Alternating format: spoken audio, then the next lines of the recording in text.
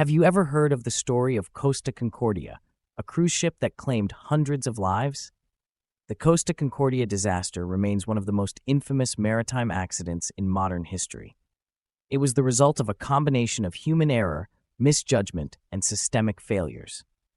Here's a detailed account of the events leading to the accident, the circumstances on board, and the aftermath.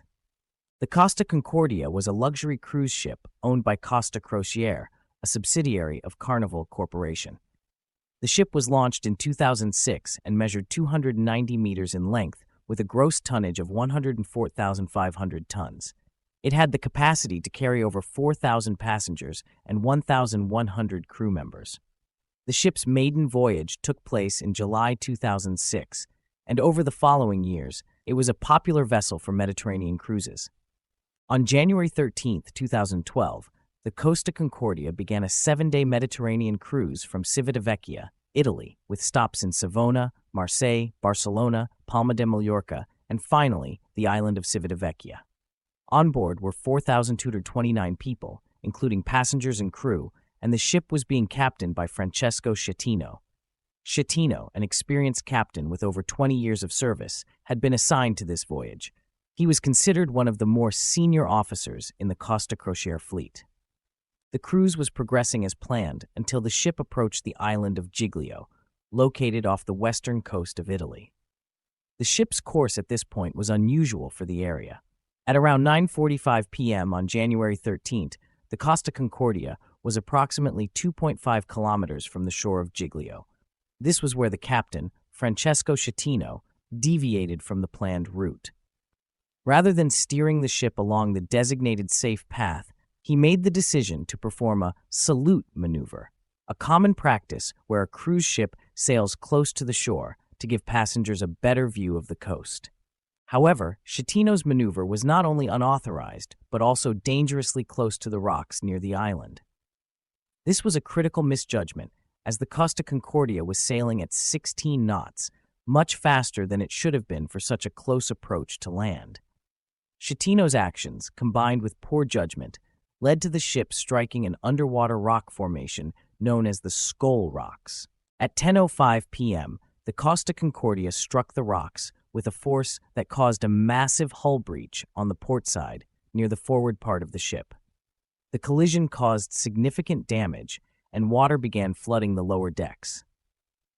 The gash in the ship's hull was around 70 meters long, and it led to the flooding of the engine room and other critical sections of the ship. The ship's forward compartment was quickly flooded, and the vessel began to list to its port side, causing the ship to tilt at an increasingly dangerous angle. The initial reaction to the accident was chaos. Passengers were unaware of the extent of the damage at first, as they were told that the situation was under control. Many passengers later reported that the announcement made over the loudspeaker told them to remain calm and stay in their cabins. At this stage, the ship was still in motion, and many were unaware of the magnitude of the situation. As the ship began to list more severely, panic set in. Crew members started to realize the gravity of the situation, and some attempted to launch lifeboats, though they encountered difficulties. The ship's power was compromised, with electricity failing in several areas, and communication systems were disrupted. At around 10:15 p.m., Captain Schettino ordered the abandonment of the ship, though he did not immediately give the evacuation order to all passengers. Many passengers were left without clear instructions on how to evacuate. Lifeboats were launched with difficulties, and some passengers scrambled to escape, climbing into lifeboats without proper direction. The chaos aboard the ship worsened as it continued to list heavily. Captain Schettino's actions were heavily scrutinized during the aftermath. Rather than staying on board to oversee the evacuation, Schettino left the ship. He initially claimed that he had fallen into a lifeboat while attempting to help passengers, but evidence later proved that he abandoned the ship before the evacuation was completed. The Italian Coast Guard heard a phone conversation between Schettino and Captain Gregorio De Falco, during which De Falco insisted that Schettino return to the ship and continue managing the emergency. Schettino, however, insisted that he was not on the ship anymore, and he had left due to the perilous nature of the situation. His failure to properly coordinate the evacuation and abandon ship in an orderly manner led to delays and confusion. The captain was arrested and charged with multiple counts of manslaughter, causing a shipwreck and abandoning ship. As the Costa Concordia continued to list heavily to the left and the situation worsened, rescue operations began. The Italian Coast Guard and other emergency services launched search and rescue operations. It wasn't until around 11:30 p.m. that the first passengers were able to disembark from the ship. The evacuation was slow and dangerous, with many passengers jumping into the cold water and swimming to nearby rescue boats. The list of the ship became so severe that the lower decks were submerged and the bow of the ship became trapped underwater. A total of 32 people lost their lives during the disaster, including passengers and crew members. Many others were injured, some seriously. The ship's wreckage became an iconic image, leaning precariously on its side, and images of passengers scrambling for safety dominated the media. In the immediate aftermath of the disaster, the Costa Concordia was left stranded off the coast of Giglio. The ship was eventually stabilized using a series of complex operations, including a procedure known as parbuckling, in which the ship was rotated back upright in 2014. The operation was one of the most significant maritime salvage operations in history. The Costa Concordia disaster resulted in significant economic and reputational damage for Costa Crociere and the entire cruise industry. The company faced numerous lawsuits, and Costa Crociere eventually agreed to pay millions in compensation to the victims and their families.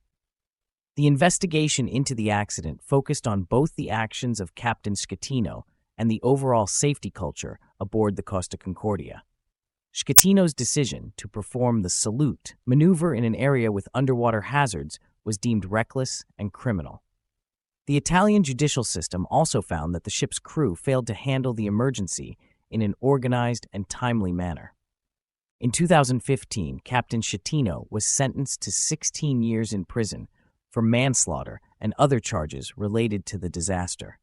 Other members of the crew were also investigated and faced charges for their roles in the evacuation and emergency response. The Costa Concordia disaster prompted widespread changes in maritime safety regulations.